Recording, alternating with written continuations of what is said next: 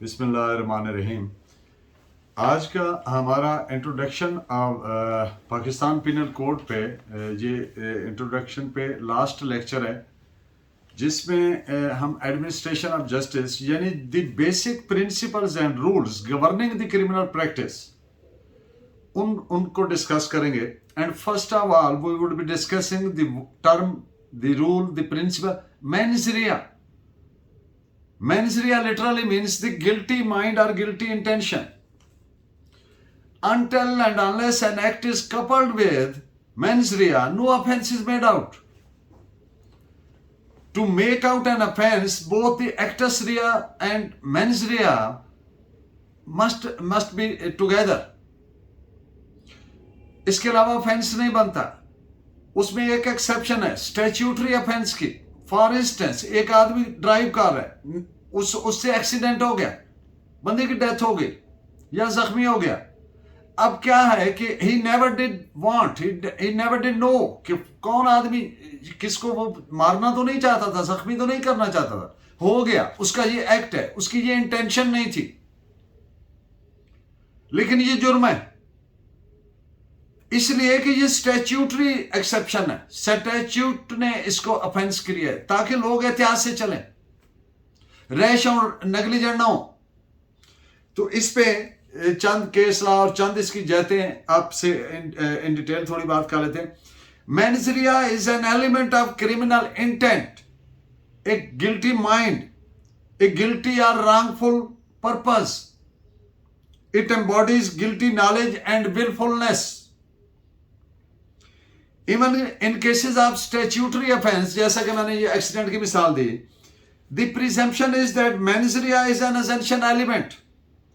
अब इसमें देखें, एक बात है, जब एक आदमी रैश और नेग्लिजेंट ड्राइव कर रहा है तो उसको इतनी तो समझ है ना कि it can result in an accident. इतनी तो उसको पता है, वो मारना तो नहीं चाहता, वो जानता भी नहीं किसके हिट हुआ, उसकी ये गिल्टी इंटेंशन नहीं है कि वो मारेगा, लेकिन as a man of ordinary prudence, he must be knowing it can result in an accident. So that's why the statute has constituted it an offense. जुर्म बनाया है कानून ने। Actus reus coupled with mens rea is an offense. Without mens rea, no offense. इस पे आप judgement लिखें supreme court की, PLD 2005, supreme court, page 530 at page 563 and PLD 1967 Supreme Court 1. Under PPC ये कंस्ट्रक्टिव नहीं होना चाहिए मेंस रिया, बड़ी क्लैरिटी से ऐसे सामने हो, ये कोई अखज करने वाली चीज है, इंप्लाई नहीं करना है, इंप्लीकेशन नहीं चाहिए, इंफ्लुएंस नहीं चाहिए।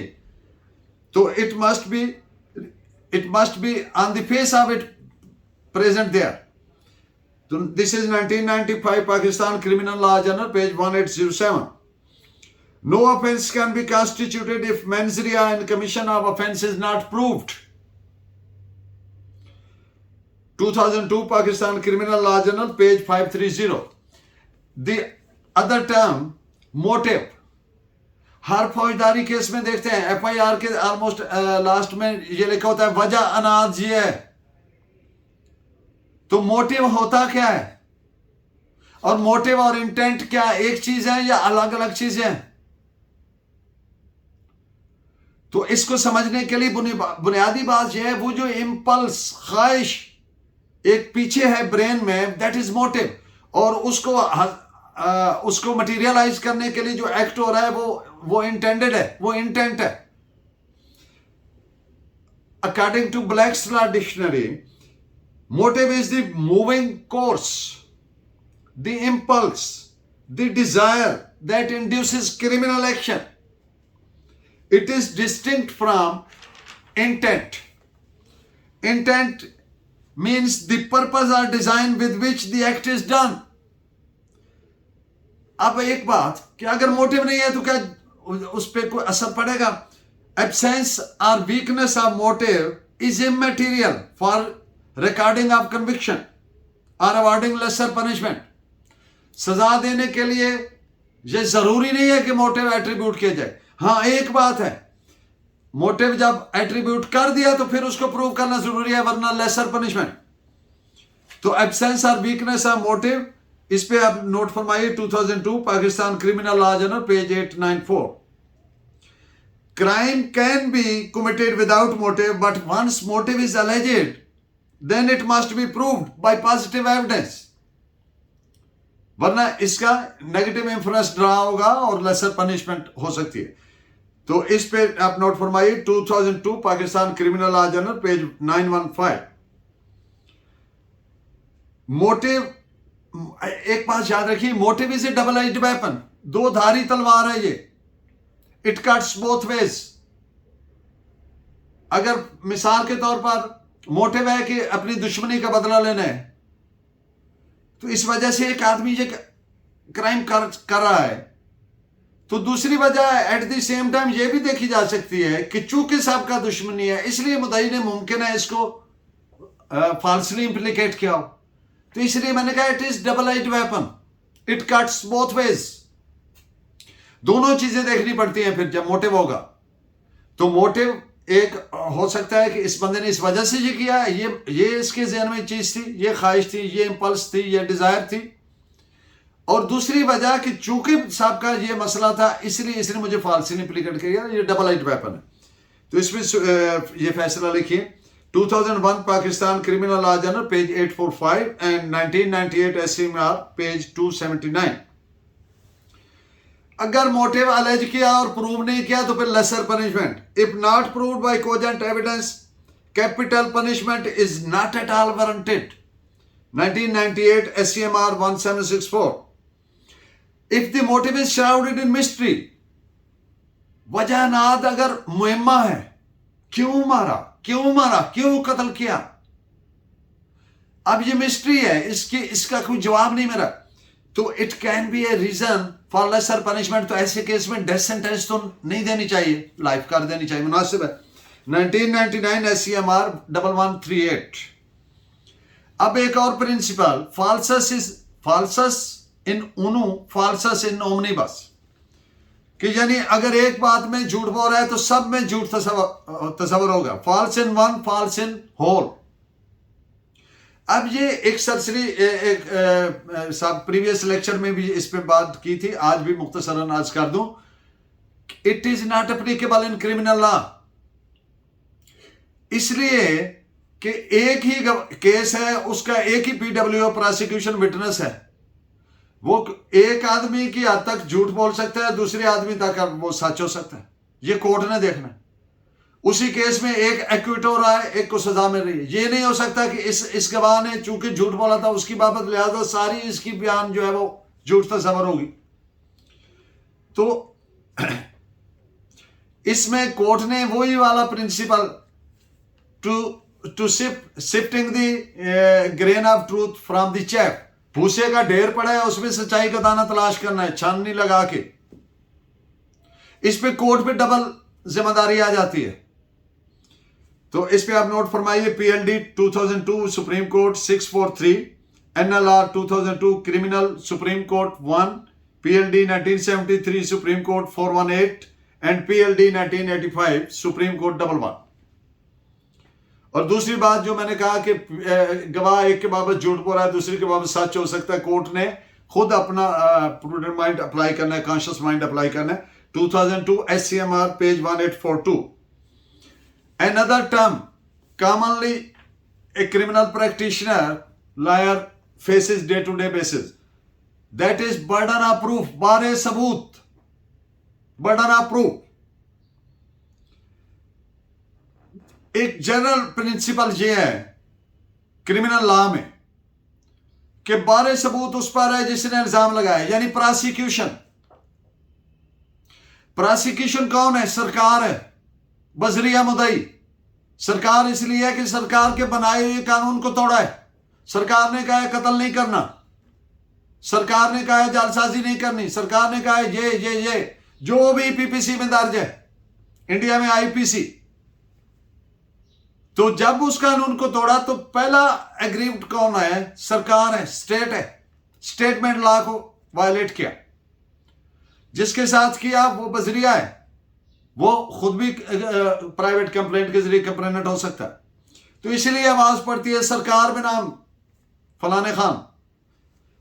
तो पहली बात कि प्रोसिक्यूशन की ड्यूटी है कि जो एलिगेशन उन्होंने लगाया है उसको प्रूव करे बियॉन्ड शैडो ऑफ डाउट, बगैर किसी शक शुबा के कोई दूसरी राय ना कायम की जा सके सिवाय इसके कि हाँ ये इस बंदे ने ये जुर्म किया, ये बिल्कुल साबित हो गया। अगर उसमें कोई डाउट है, अगर कोई डाउट है तो फिर उसका फायदा मुल्जिम को जाएगा, तो बेनिफिट ऑफ डाउट जो है वो मुल्जिम को जाएगा। इस पे आप नोट फरमाइए। एक और बात भी इस पॉइंट पे आप नोट कर लें कि प्रोसिक्यूशन पे जिम्मेदारी है, लेकिन अगर किसी मुल्जिम ने कोई स्पेसिफिक प्ली ले ली है, for instance plea of alibi ले ली और वो प्रूव नहीं हुई और डिस्कार्ड हो गई, तो इससे प्रोसिक्यूशन को कोई फायदा नहीं मिलेगा। इससे मुल्जिम ने कोई प्ली ली, साबित ना कर सका, तो इससे ये नहीं होगा कि जुर्म साबित हो गया। वो जिम्मेदारी प्रोसिक्यूशन पर उसी तरह मौजूद रहेगी जिस तरह पहले थी, भले डिफेंस प्ली एक या एक से ज्यादा ले और वो नाकाम हो जाए, तो इससे प्रोसिक्यूशन को कोई फायदा नहीं मिलेगा। This is reported as PLD 1996 supreme court page 1।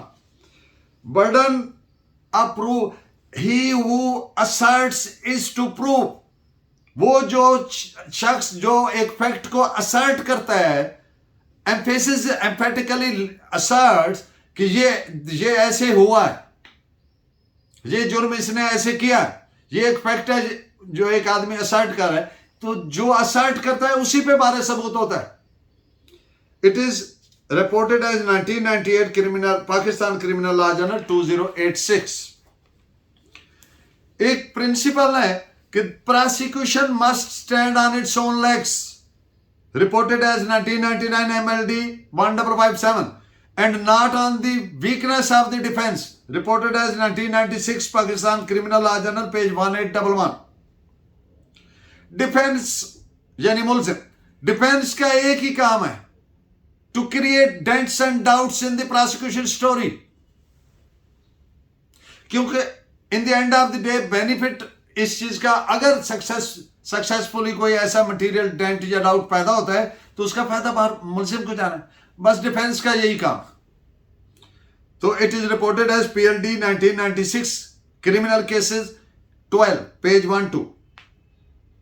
ये जो बेनिफिट ऑफ डाउट मैंने कहा कि शक का फायदा मुल्जिम को जाना है, it is to be awarded not as a grace, ये कोर्ट की मेहरबानी नहीं है, but as of right, it is right of the accused to be given benefit of doubt.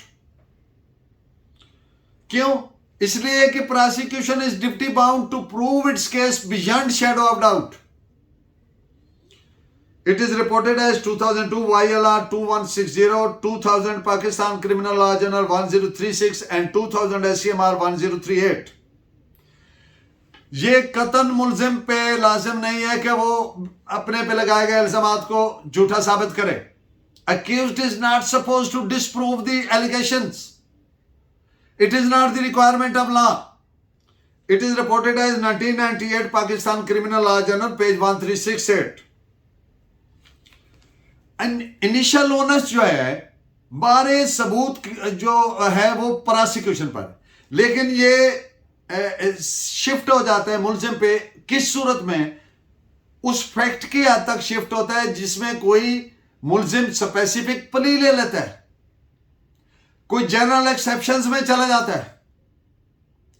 मसलन मैंने तो ये right of self defence exercise किया, अब ये स्पेसिफिक प्ली ले ली उसने कि इसको फिर साबित करना, प्रूव करना इन अकॉर्डेंस विद लॉ फिर मुल्जिम पे लाजिम है, ओनस है। फिर बारे सबूत इस फैक्ट का कि मैंने सेल्फ डिफेंस का राइट एक्सरसाइज किया, फिर मुल्जिम पे आ गया। इस हद तक मुल्जिम कहता है जी मैं तो यहां था ही नहीं, जब जाए वकूआ वक्त वकूआ पे मैं था ही नहीं, मैं तो फलां जगह पे था। अब it is known as plea of alibi. अब ये उसने प्ली ले ली तो he will have to prove that as per requirement of law। तो इसको कहेंगे स्पेशल सिचुएशन। जब डिफेंस अक्यूज ने कोई स्पेसिफिक प्ली ले लेता है तो ये स्पेशल सिचुएशन है, इसमें फिर उस प्ली की हद तक उस पर जिम्मेदारी है, अदरवाइज जनरल प्रिंसिपल है कि प्रोसिक्यूशन प्रूव करना। So this is reported as PLD 2003 Supreme Court page 56. अब एक और इवेंचुअलिटी कि अगर प्रोसिक्यूशन ने तो एक अपना केस रखा है, उसमें सारी प्ली है, वजहनात ये है, ये हुआ, इसने मारा, ऐसे मारा, ये टाइम था, इसने देखा, वजहनात ये है। अब डिफेंस साइड ने भी एक प्ली ले ली, अब दो प्ली आ गई इन जक्सटापोजिशन, आमने सामने एक दूसरे के। अब कोर्ट ने कैसे देखना है, दोनों को अपने जुडिशियल माइंड एक्सरसाइज करते हुए देखना है, उनमें जो ज्यादा प्लाजिबल है, कोजेंट है, दिल को लगती है, उसको एक्सेप्ट करना है। This is reported as 2002 Pakistan criminal law journal page 949। वो जो मैंने बात की कि डिफेंस 101 प्ली ले ले, जो प्रोसिक्यूशन की जिम्मेदारी है ना कि जो उसने फैक्ट्स अलेज किए हैं उनको प्रूव करना है कि जो बारे सबूत है वो शिफ्ट नहीं होगा प्रोसिक्यूशन से। डिफेंस प्ली भले कामयाब हो ना काम हो। This is reported PLD 2002 supreme court 643। Onus to जो स्पेसिफिक प्ली है उसको कोजेंट एविडेंस के जरिए प्रूव करना मुलजिम पर है। इस पे केसरा नोट कीजिए 2005 Pakistan criminal law journal page 502 and 2004 MLD page 200। अब नेक्स्ट पॉइंट, दैट इज ये जो क्रिमिनल ट्रायल है ये कब शुरू होता है? The answer is on framing of charge. फर्दे जुर्म आयद करने से जब होती है तो it is said that the trial has commenced. It is reported as PLD 2003 Peshawar 94। अब नेक्स्ट एक क्रिमिनल लॉ की बहुत फेमस टर्म है बेनिफिट ऑफ डाउट, शक का फायदा। What do you understand by the word benefit? Benefit signifies advantage, profit, fruit, privilege, gain or interest. It is granted to the accused as a matter of right, not as a matter of grace. इसलिए accused is deemed to be the favorite child of law. And the accused is to be treated as innocent till he is proved guilty. तो और आखिरी बात कि ये prosecution ने is bound to prove beyond shadow of doubt, कोई शक की गुंजाइश नहीं रह जाए, लेकिन अगर शक रह गया तो फिर उसका फायदा मुलजिम को जाना है। तो this is reported as 1998 SCMR page 1993।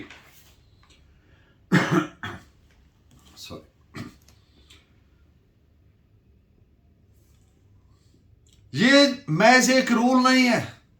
Benefit of doubt is not only rule of law but a rule of prudence. इस पे आप नोट फरमाइए 1999 SCMR 1220 and PLD 1999 Lahore page 56। Benefit of doubt can be given at any stage, even at bail stage. This is reported as 2003 YLR 2339. Another term, suspicion, शक। तो suspicion इसका मानी मफहूम क्या है? सस्पिशन इज एन एप्रीहेंशन, किसी चीज का खौफ है और उसकी बाबत सबूत बराए नाम है, ट्रिवियल है, ट्रिफलिंग है, सफिशिएंट नहीं है और हालातों वाकयात से वो अखज़ किया हो रहा है,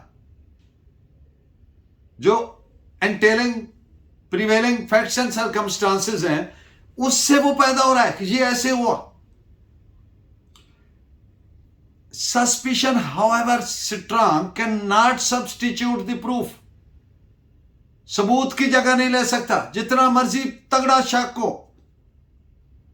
suspicion after all is suspicion and it can never be equivalent to proof. It is reported as 2002 Pakistan Criminal Law Journal page 7 to 9.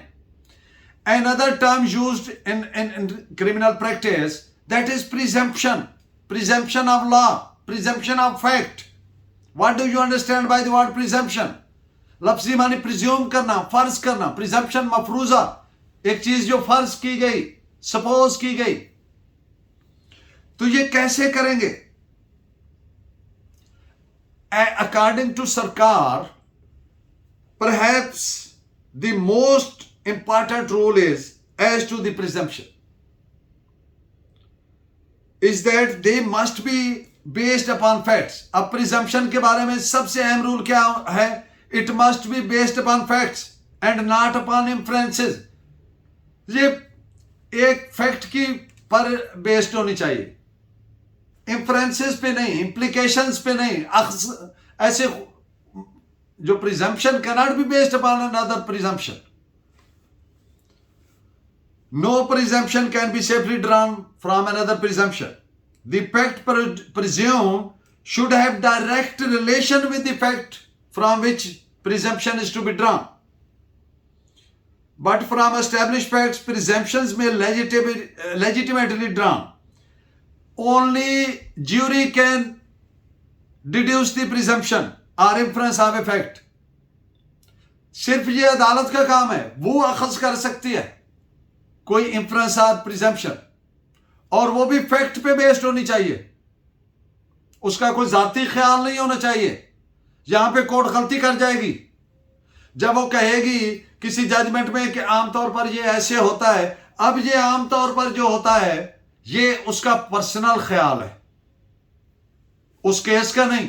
उसके केस के फैक्ट्स पे बेस करके बात करें.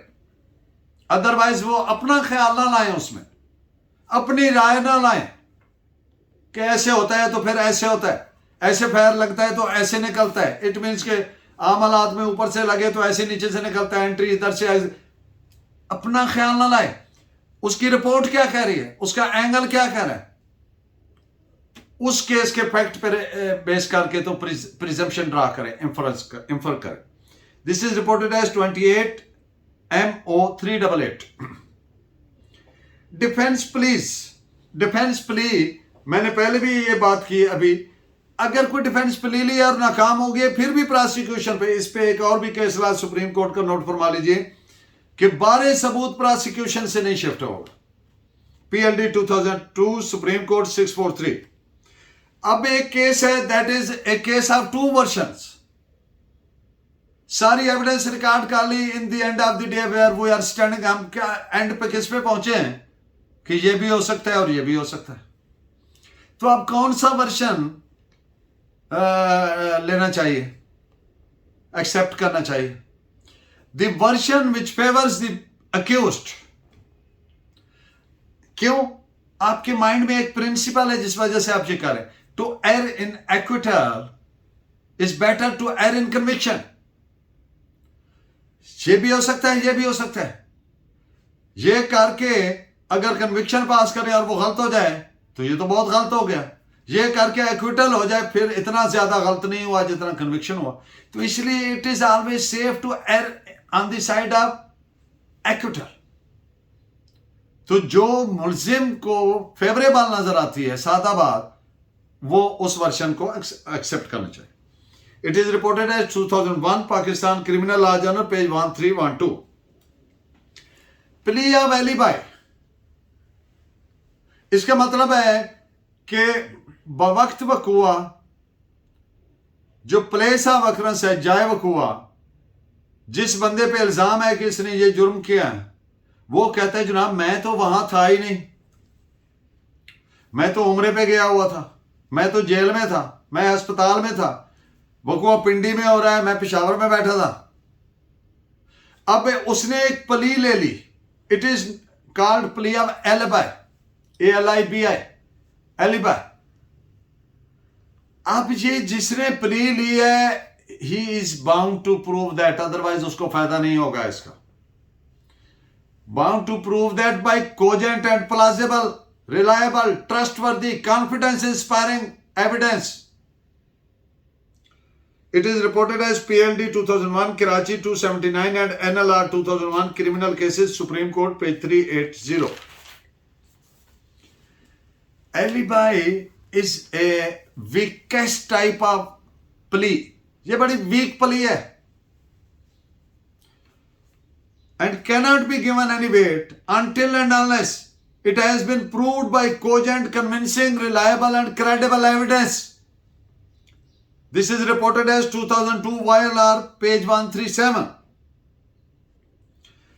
अब एक सूरत हाल है कि एक डॉक्यूमेंट जो है वो उसको अलेज किया गया कि ये जाली है, इसको बारे सबूत किस पर होगा? The party which is relying upon the execution of the same is bound to prove its execution. Relying upon a document is bound to prove the execution of that document. बात समझ आ गई? तनाजा ये है, डिस्प्यूट ये है कि ये document जाली है। ये बारे सबूत किस पर है? जो उस पर रिलाय कर रही है पार्टी, उसने साबित करना है उसकी एग्जीक्यूशन के जेन्युइन है। It is reported as 1996 MLD 377 and 1990 SCMR page 6 to 9.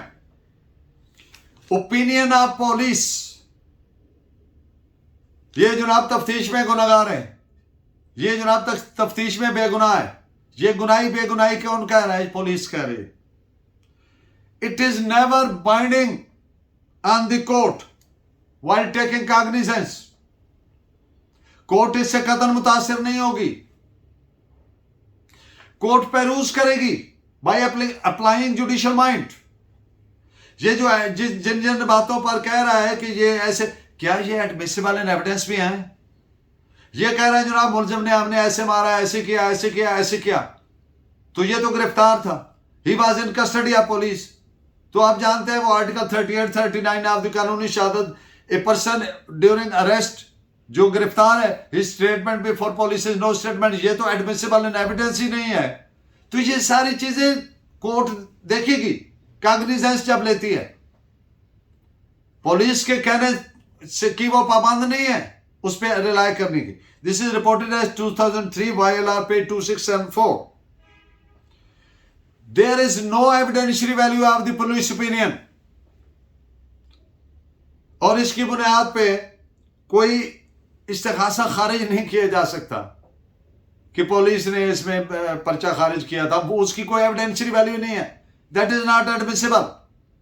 ये बात जो पुलिस कह रही है कि ये गुनाही बेगुनाही, तो ये क्या है? ये एडमिसिबल इन एविडेंस ही नहीं है, इसलिए मैं कह रहा हूं कि इसकी एविडेंशियरी वैल्यू नहीं है। तो इस पे आप नोट फरमाइए 2003 Pakistan criminal law journal page 1442। एक चीज चूज होती है कि ipse dixit of police is not binding on courts. Ipsi dixi, you know, is a word of Latin term which means a dogmatic approach, a dogmatic opinion basing upon unproven facts. Punjabi Urdu में कहते हैं ये police की चालाकियां फुर्तियां। अब ये एक उसने एक बात पे बजिद अड़ा हुआ है कि नहीं जनाब ऐसे हुआ, अब जिस बेस पे वो कर रहा है वो तो प्रूवन ही नहीं है, साबितशुदा तो नहीं है। तो इसलिए ipse dixit of police is never binding upon courts. It is reported as PLJ 1996 criminal cases 5 to 9। अब एक केस जिसमें पसमानदा ममालिक में अनफॉर्चुनेटली ये हो रहा है क्योंकि यहाँ पर थानों का मोस्टली आमद रवानगी वो कंप्यूटर ऑटोमेटेड सिस्टम तो है नहीं, तो वो थाने में बैठ के कहते हैं जी हम गए थे, हमने ये किया था और रिकवरी की थी, और उधर ही बना देते हैं। अब वकील साहब ने सवाल किया दौरान क्रॉस एग्जामिनेशन कि जब आप थाने से गए थे तो आपने अपनी रवानगी वहां पे इनकॉर्पोरेट की थी डेली डायरी में, यानी रोजनामचा जो पुलिस में होता है जिसमें पाबंद है पुलिस अफसर जब थाने जाता है तब भी अपनी अराइवल रिकॉर्ड करने का, और जब थाने से बाहर जाता है तो अपनी डिपार्चर उसमें इनकॉर्पोरेट करने का पाबंद है। तो वकील साहब ने सवाल पूछा कि वो किया था, उसने कहा किया था, उन्होंने कहा जी पेश करें, पुलिस ने पेश नहीं किया। अब ये जो फैक्ट है of not producing the daily diary yani roznamcha before the trial court cuts at the very root of the prosecution case, and entire episode becomes doubtful or prosecution version becomes unbelievable. इसका consequence फिर ये होगा। It is reported as 2002 Pakistan Criminal Law Journal page 51। prosecution की क्या duty है? Number one, to bring truth on record. Number two, to prove the case beyond shadow of doubt. Number three, all facts and aspects of prosecution cases to be highlighted and to be proved according to law, to bring home the guilt or weakness of defense is never a ground for conviction of the accused. It is reported as PLD 1999 Lahore, page 221.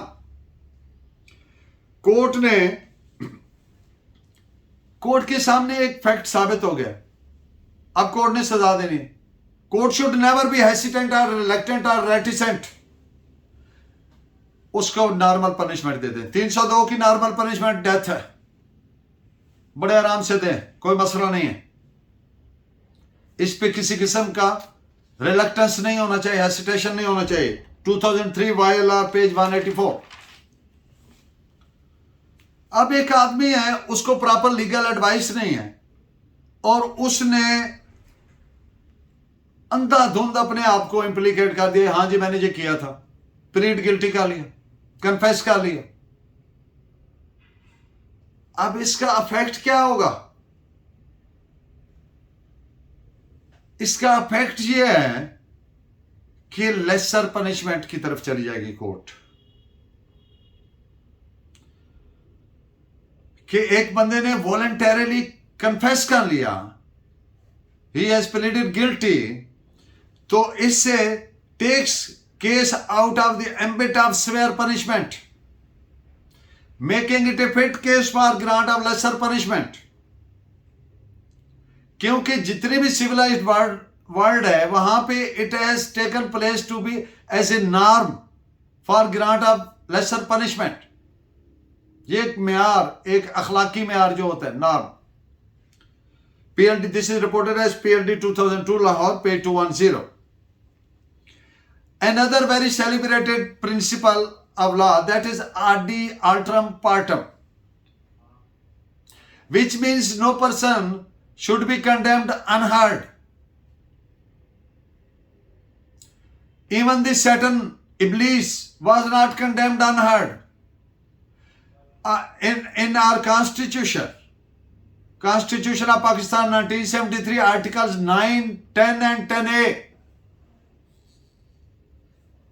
protect its citizens. These have been legislated as fundamental right.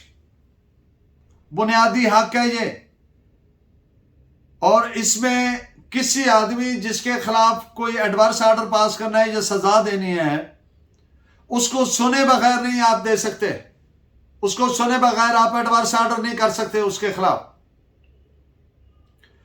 तो it is also termed as a principle of natural justice.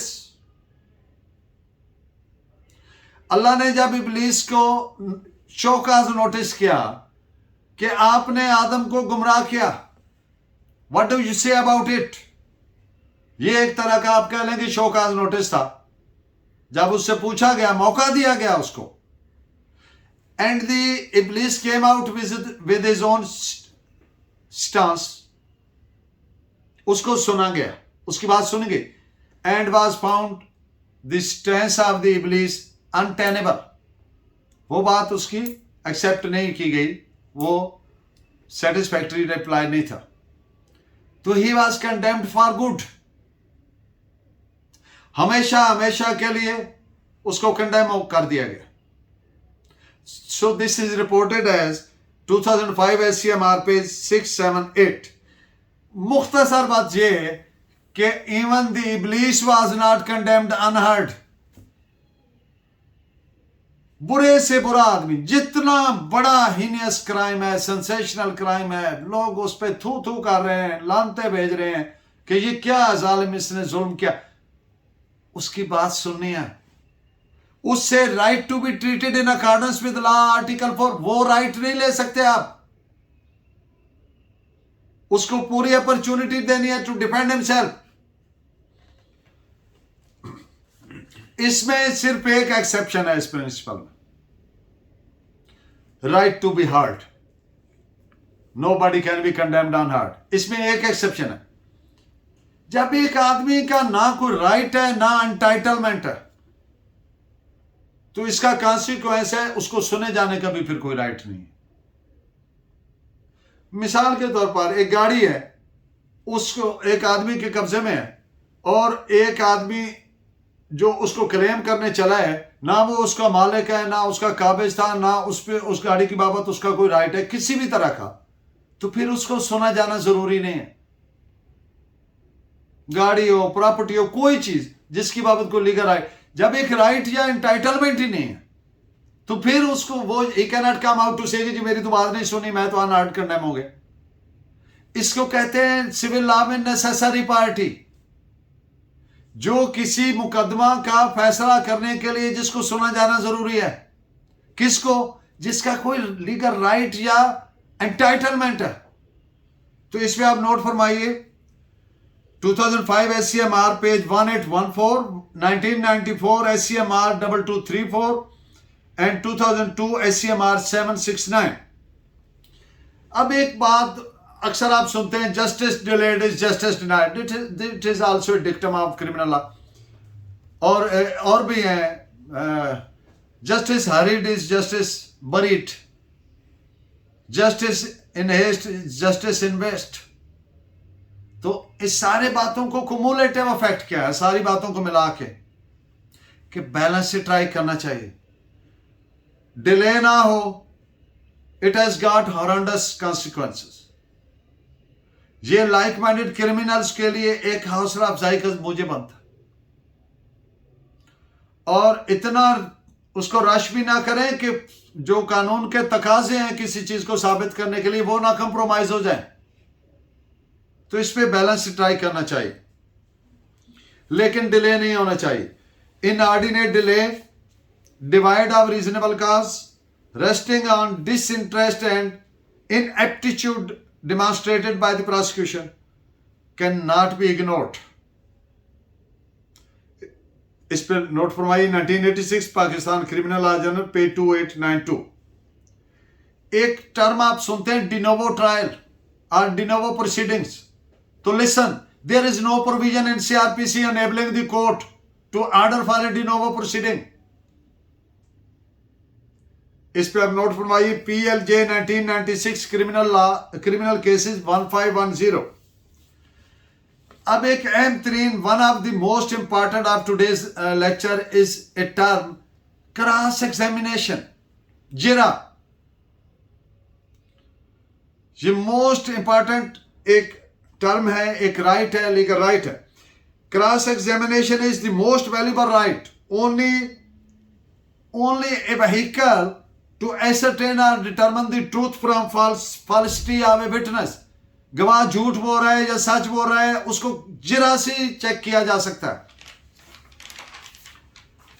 In absence of cross examination, case of accused can be seriously prejudiced।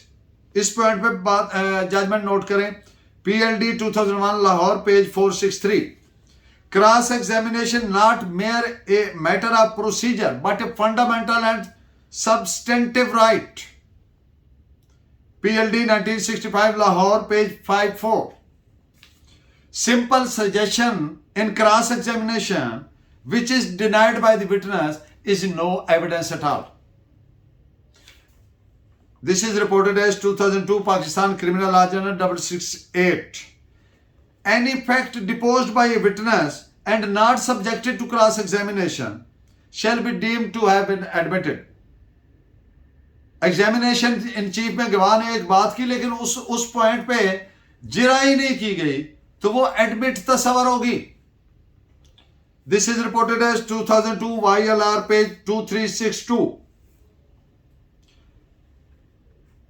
एक आदमी को एक गवाह पे जिसका chief record हुआ है, बयान रिकॉर्ड हुआ है, उस पे जिरा करने के बेशुमार मवाइक दिए गए, अपॉर्चुनिटीज एज पर लॉ दी गए, लेकिन उसने नहीं किया। तो इसका कॉन्सिक्वेंस नतीजा क्या होगा? उस आदमी का बयान shall be deemed to be admitted as correct. PLJ 2002 क्रिमिनल case Lahore 701।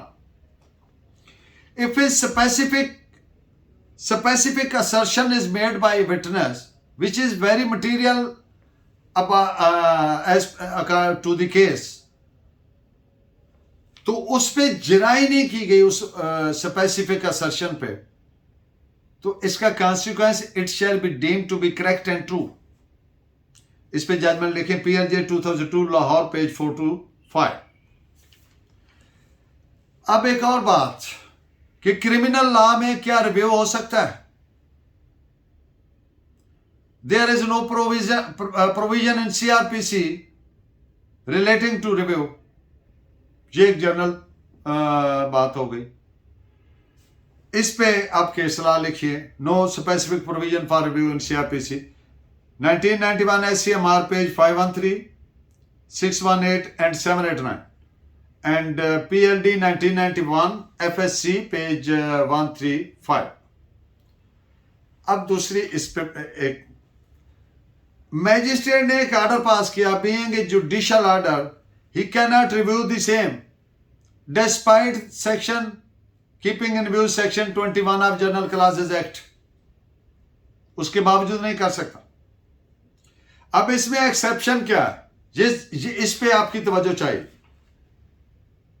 Where such an order is not a judgment as per section 367 and 369 CRPC, it can be reviewed। तो बात क्या हो गई कि ऑर्डर रिव्यू किया जा सकता है, जो जजमेंट है वो नहीं की जा सकती।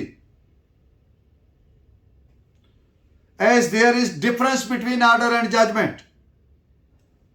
1993 SCMR 710 and 1999 Pakistan criminal law journal page 771। और एक और बात, high court does have the powers under section 561A CRPC, inherent powers. तो उसके तहत can revoke, alter, review or modify its own earlier order if it is deemed necessary to meet the ends of justice। तो इस पे case ला लिखें 1997 Pakistan criminal law journal page 776। Bail order भी alter, review, modify हो सकता है, because that is an order, not a judgment। ये bell वाली बात, इस पे 1997 MLD 2235, where the order does not amount to judgment within the meaning of section 369 CRPC, it is open to review। For instance, private complaint dismissal order, ये order है, ये judgment तो नहीं है। It can be reviewed, it can be modified. या DNP कर दिया, यानी dismiss due to non prosecution, अदम पैरवी खारिज कर दी, तो it can be reviewed. This is reported as 1999 Pakistan criminal law journal page 1870। एक सोसाइटी में कॉमन एक बात होती है, बाइज्जत बरी हो गया। Listen, there is no concept in all of the CRPC, neither any concept nor any principle और रूल और nor any provision that this is the honorable acquittal. There is nothing like honorable acquittal or dishonorable acquittal. This terminology is self-kind. It has nothing to do with the legality. कानून से इसका कोई तलक वास्ता नहीं है। कानून में ऐसी कोई चीज ही नहीं है कि ये honorable acquittal है या ये dishonorable acquittal। इस पे केस ला भी load for 1998 SCMR page 1993। Precedent,